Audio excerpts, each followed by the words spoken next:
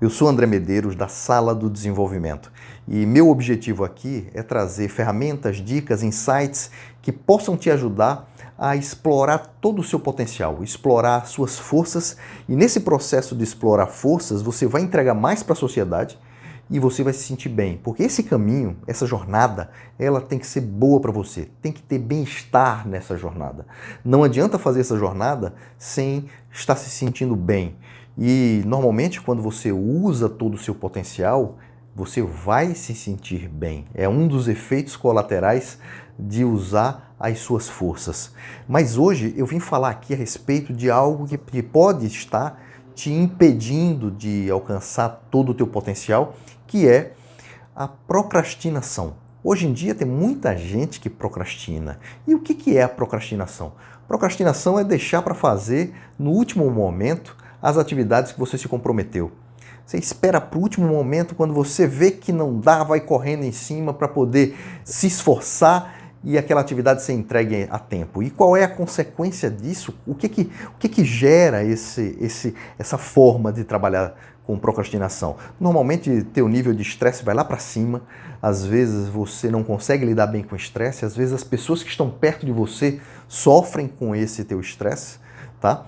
E vamos supor o seguinte, vamos supor que um dos caminhos é esse, vamos supor que você é procrastinador, corre, mas consegue entregar as atividades feitas de forma bem feitas e a tempo, tá? Assim, você consegue cumprir o prazo, mas você correu muito para poder chegar naquele prazo, na última hora, tá? Você consegue entregar.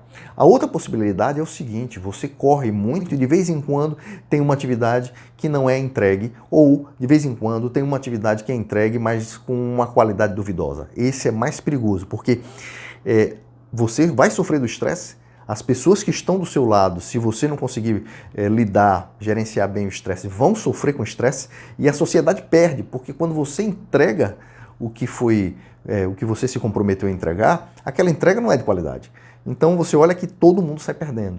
Na primeira ocasião que você entrega com qualidade, quem sai perdendo é você e as pessoas que estão ao teu redor. Mas a tarefa é entregue, o teu objetivo foi entregue, então ainda alguém ganha com isso, mas na outra forma não, todo mundo perde.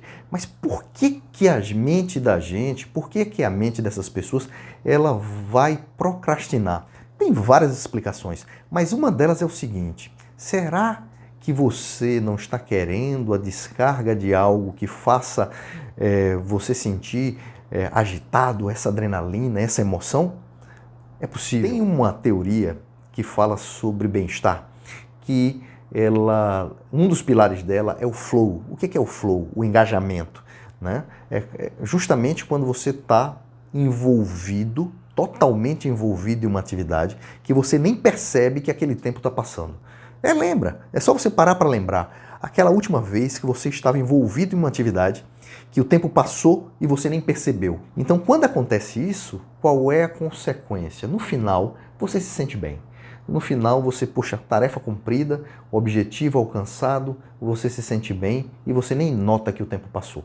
Tá? Esse é o flow.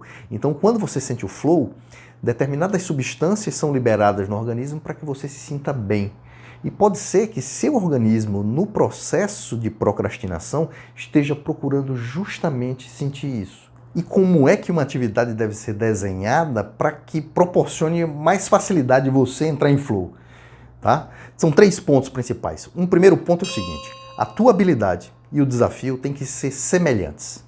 Não pode ser muito fácil, nem muito difícil. Se for muito fácil, você termina desestimulando. Se for muito difícil, também.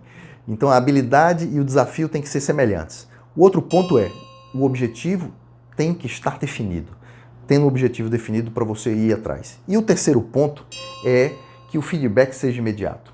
Então, tendo esses 3 pontos, facilita que essa atividade, você consiga entrar nessa atividade e você tenha o flow. Tá? Então, assim, vamos começar a pensar sobre a questão da procrastinação. Tá? Vamos pensar no exemplo de José. José, ele não gosta de fazer relatório de despesa, ele adora o trabalho dele, mas a parte que ele não gosta é fazer o relatório de despesa. Ele se sente mal em fazer o relatório de despesa, ele acha um saco e muitas vezes aquilo ali ele deixava para a última hora, procrastinava, mas ele pode fazer uma mudança na atividade para que, ao invés dessa atividade provocar um sentimento negativo, ela vá provocar um sentimento positivo. Em vez de ele ficar se matando para fazer aquela atividade, ele vai ter, ele vai receber substâncias, ele vai acessar a farmácia interna dele, e essa farmácia interna dele vai proporcionar benefícios em termos de sentimento positivo. E como é que ele faz isso? Por exemplo, vamos pensar sobre o primeiro ponto, a habilidade e o desafio. Fazer um relatório de despesa, ele tem muito mais habilidade do que o desafio que está lá proposto. Fazer um relatório de despesa para ele é fácil. Não é nada que vai exigir grandes esforços nem desafios, né, intelectuais para poder fazer aquilo. Não é. Então, esse é o primeiro ponto, tá? Como é que ele pode tratar nesse ponto para poder evitar esse problema da capacidade e o desafio estarem desalinhados? Ele bota uma limitação de tempo. Então, por exemplo, ele colocou lá, eu vou fazer o relatório de despesas em 25 minutos. No caso dele, fazer um relatório de despesa em 25 minutos é algo fácil ou é algo desafiador? É algo desafiador, porque o tempo ali já é um fator que está interferindo em todo o processo. Então, ele foi lá, bota em 25 minutos. O objetivo definido ele tem? Tem. Fazer o relatório de despesa. E o feedback imediato ele tem? Também tem. Ele vai lá e ele sabe se ele fez ou se ele não fez o relatório de despesa. Então ele tem esses 3 pontos, tá? Só que agora ele corrigiu. Ele conseguiu, de forma deliberada, corrigir o primeiro ponto. Ele botou o prazo ali. Então o que acontece no final das contas? No final das contas ele faz o relatório de despesa e em vez de ele se sentir completamente cansado, sentir mal e começar a pensar negativamente sobre aquela atividade que ele não gosta de fazer, ele usa como se fosse um pequeno desafio, ele recebe uma pequena dose de substâncias que fazem ele se sentir bem. Então dessa forma ele consegue desenhar aquela atividade dele para que provoque o flow. Quantas atividades você tem no dia a dia que você também pode começar a desenhar para que aquilo ali faça sentido e que aquilo ali tenha uma possibilidade maior de entrar em flow? É só você parar para pensar. Desafio e objetivo são semelhantes? São. Tem o objetivo definido?